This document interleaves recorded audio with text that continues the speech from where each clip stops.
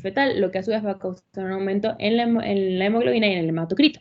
Adicionalmente, en la hipoxia fetal aguda, que pues sería la asfixia perinatal, también va a haber una acidosis que, como ya les expliqué, va a afectar la viscosidad y pues eso también nos va a traer otras complicaciones. Y en cuanto al pinzamiento tardío del cordón, pues lo que les conté de que aumenta la transfusión de la placenta al bebé. Entonces, en cuanto a las etiologías, la policitemia neonatal es bastante multifactorial. De hecho, cuando tenemos un bebé que tiene policitemia, que ya les voy a explicar cómo hacer el diagnóstico, siempre hay que descartar algunas patologías, que ya les voy a contar cuáles son, porque es bastante variado las etiologías. Ay, no. Entonces, en cuanto a las etiologías, podemos tener, entonces, las dividimos en hipoxia crónica intrauterina por transfusión, las del nacimiento y por causas ya fetales o del bebé. Entonces, en cuanto a la hipoxia crónica intrauterina, tenemos el retardo del crecimiento intrauterino, porque como ya les había contado, la volemia va a ser muy alta para un bebé que es más pequeño y pesa menos de lo que en realidad debería pesar. También obviamente recién nacidos, pequeños para la edad gestacional, hijos de madres diabéticas, cuando la mamá tiene preeclampsia, porque pues es una disfunción placentaria, tabaquismo o alcoholismo materno, hijos de madres que tengan consumo de propranolol, cardiopatía cianótica materna y recién nacidos post-término. En cuanto a la transfusión intrauterina, pues tenemos la transfusión feto-fetal y la transfusión materno-fetal cuando se hace un pinzamiento tardío del cordón. A la hora del nacimiento, otras causas que pueden causar policitemia, pues el pinzamiento tardío del cordón, el ordeño del cordón, la posición del neonato por debajo del nivel de la madre, porque obviamente esto también va a aumentar la transfusión. Y en cuanto a las causas fetales, pues la trisomía 21, como ya les conté, adicionalmente también la 3 y la 18, el hipotiroidismo congénito, la tirotoxicosis neonatal, porque pues son alteraciones endocrinas, la hiperplasia suprarrenal congénita, y pues otros síndromes endocrinos, la asfixia perinatal porque causa la acidosis, la deshidratación, que ya vamos a ver que es algo muy importante que debemos descartar a la hora de hacer el diagnóstico de la policitemia, y bueno, el parto domiciliar porque nos aumenta el riesgo de sepsis. Entonces, en cuanto a las manifestaciones clínicas, son bastante inespecíficas. Las más frecuentes son letargia, irritabilidad, temblor, convulsiones, dificultad respiratoria, cianosis y apnea. Pero son muy inespecíficas y la mayoría de los neonatos no suelen presentar ninguna manifestación en realidad. Aquí tenemos las manifestaciones más comunes según el sistema. Entonces tenemos que neurológicamente lo más común es la letargia, en el sistema cardiopulmonar es la taquipnea, en el endocrino la hipoglicemia, en el gastrointestinal problemas de alimentación, entonces los bebés que no quieran comer, que estén muy dormidos, que tengan problemas en la succión. Y en los hematológicos, la hiperbilirrubinemia. Entonces, ¿cómo vamos a hacer el diagnóstico? El diagnóstico siempre se debe hacer con una medición del hematocrito. Entonces, tenemos que tomar un cuadro hemático del bebé. Y entonces aquí tenemos que dividir al bebé con riesgo y sin riesgo. Si tenemos un bebé con riesgo de presentar policitemia neonatal, se le debe tomar un hematocrito a las 2 horas de nacido, idealmente un hematocrito venoso, porque el hematocrito capilar siempre va a ser aproximadamente del 5 al 15% mayor que el venoso. Entonces, si en este hematocrito a las 2 horas de nacido nos da menos del 65% y el bebé está asintomático, no necesita nuevas valoraciones y ya lo podemos dejar tranquilo. Si esta medición es mayor al 65% o el bebé está sintomático, debemos repetir la medición a las 12 y a las 24 horas. Y si sigue apareciendo alto, debemos establecer una etiología o un diagnóstico diferencial para la policitemia y hacer una corrección del trastorno, que ya les voy a explicar cómo se hace. Y bueno, siempre es muy importante que si se toma una muestra capilar y el resultado es alto, o sea, mayor de 65, siempre debemos confirmar con una muestra venosa, porque la muestra capilar siempre va a salir más alta. En cuanto al diagnóstico diferencial, pues tenemos la policitemia vera, la deshidratación, que es muy importante, entonces ahí tenemos que vigilar el peso, los líquidos eliminados y los líquidos administrados, porque si el problema es la deshidratación, pues es solo hidratar al bebé, no es necesario realizar todo el manejo de la policitemia. La toma de muestras inadecuada y la iatrogenia que puede estar relacionada con alguna transfusión que se le realizó al bebé.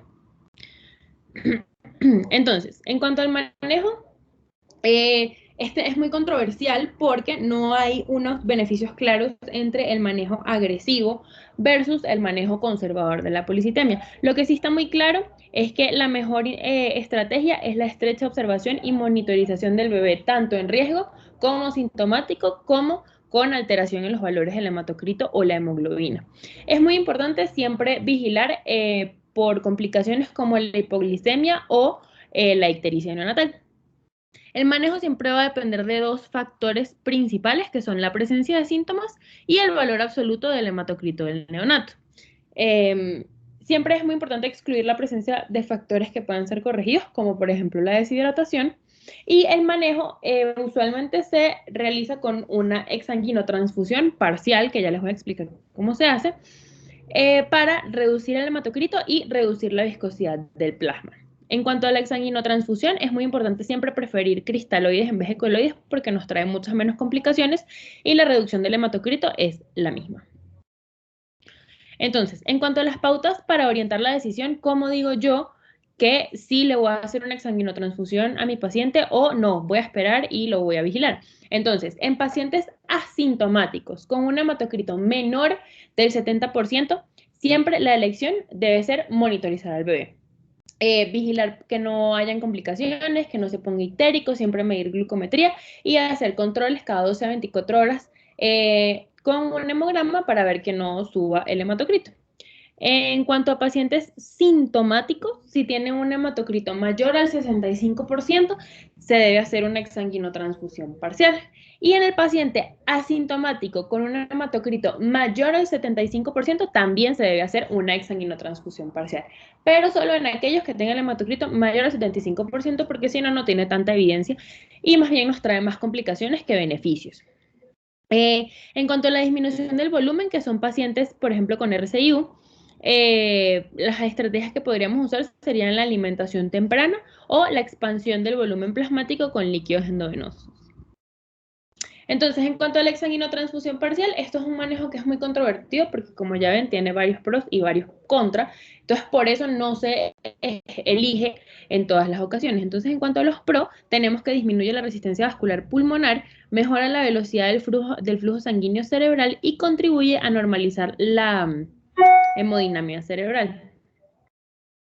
Pero tiene varios contras. El más importante es que se asocia con un mayor riesgo de enterocolitis necrotizante. También obviamente vamos a tener muchas complicaciones derivadas del catéter porque pues toca obviamente canalizar al bebé. Muchas veces se hace mediante un catéter central umbilical, entonces esto también nos puede traer más complicaciones, puede traer la sepsis neonatal como también una complicación muy importante. No hay beneficios muy claros a largo plazo de esta intervención. También nos puede generar trombocitopenia o hipotensión secundaria al procedimiento. Entonces, por eso tenemos que estar muy claros de que nuestro paciente en realidad sí necesita la intervención.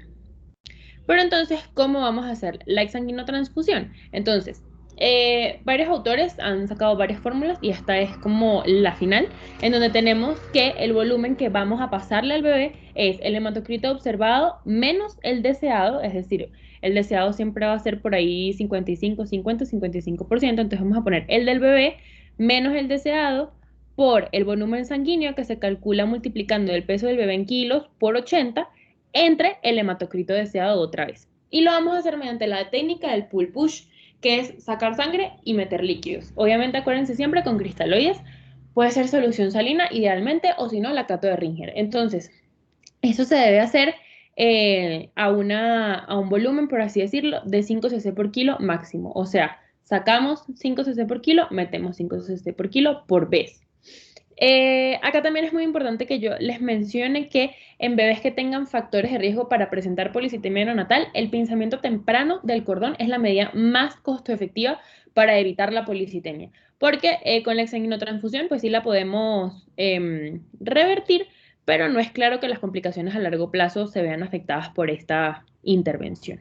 Entonces, siempre que tengamos un bebé hijo de madre diabética, que la madre sea alcohólica, que tenga problemas de tabaquismo, que la mamá tenga tirotoxicosis, lo mejor es hacer un pinzamiento temprano del cordón para evitar la policitemia.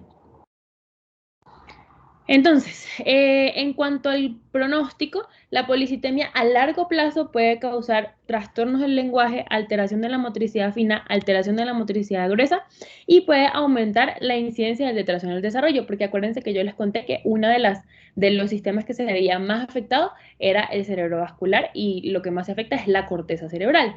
También porque muchos bebés con policitemia sufrieron de asfixia perinatal y la asfixia perinatal fue lo que los llevó a la policitemia. Entonces, obviamente, aunque nosotros corrijamos la policitemia a la hora de la hospitalización en la unidad de cuidado intensivo neonatal, pues las secuelas de la asfixia perinatal no las vamos a poder corregir obviamente con ninguna intervención. Entonces eso también es muy importante explicarlo porque pues no es que el niño no va a quedar con ninguna secuela porque le dice la exsanguinotransfusión, no es tan cierto. La exsanguinotransfusión parcial en realidad no parece reducir ninguno de estos trastornos a largo plazo. Como ya les conté, lo que más parece hacer es aumentar el riesgo de la enterocolitis necrotizante en el recién nacido. Y como ya les dije, tampoco cambia el curso de las patologías que son producidas por la asfixia perinatal.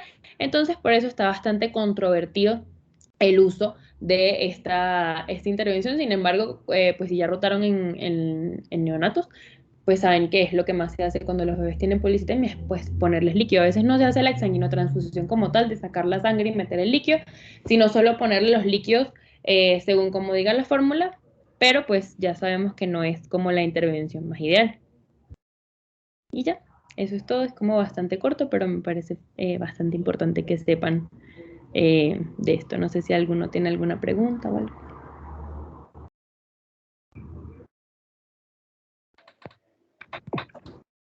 Gaby, muchísimas gracias. Bueno, pues me parece también un tema demasiado importante porque pues es algo que nos puede llegar de médicos rurales y que simplemente con un hemograma podemos darle solución o remitirlo si es el caso. Muchísimas gracias, Gaby. No sé si alguien tenga alguna duda, alguna pregunta, que pueda abrir su micrófono o escribirla por el chat.